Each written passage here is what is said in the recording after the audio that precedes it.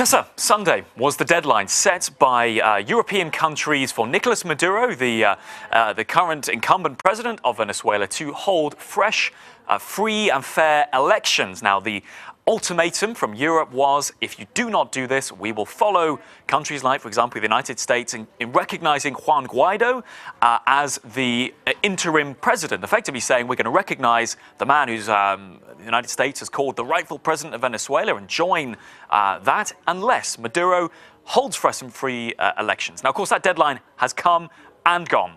And if you're looking at Twitter today, you'll see the response from Europe. European countries, it's worth saying, as opposed to a joint European statement at this stage from the EU. But Jeremy Hunt, UK Foreign Secretary here, Nicolas Maduro has not called the elections within the 8-day limit we have set. So the UK, alongside the European allies, will now recognise Juan Guaido. Let's go to France. Emmanuel Macron, President Macron, saying Venezuelans have the right to freely express themselves. France recognises Juan Guaido as the president in charge to implement this process. It's worth saying what I suppose you could say European leaders want to see are elections. They're not recognising Mr. Guaido necessarily as the president of Venezuela. They do eventually want to see him lead the country into elections. That is the sense you get from at least these comments. Everybody here saying it is time now for a transition, for Venezuelans to have the chance to vote.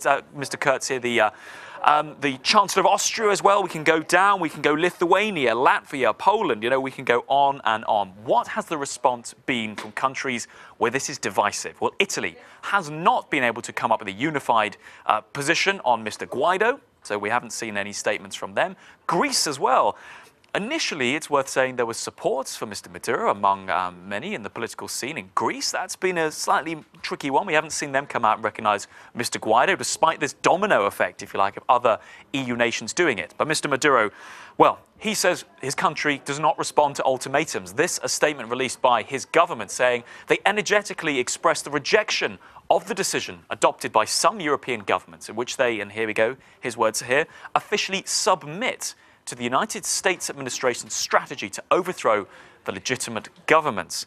Now, also we've heard, reported from the Reuters news agency, that the Maduro government will start considering, or revising, I should say, bilateral relations with these European countries. What we haven't yet had is a joint EU statement, but rather this waterfall, if you like, of individual European countries. There's also Finland, Estonia, and others in there as well. But certainly, it's Europe putting the pressure on Maduro to stand down by recognising Juan Guaido.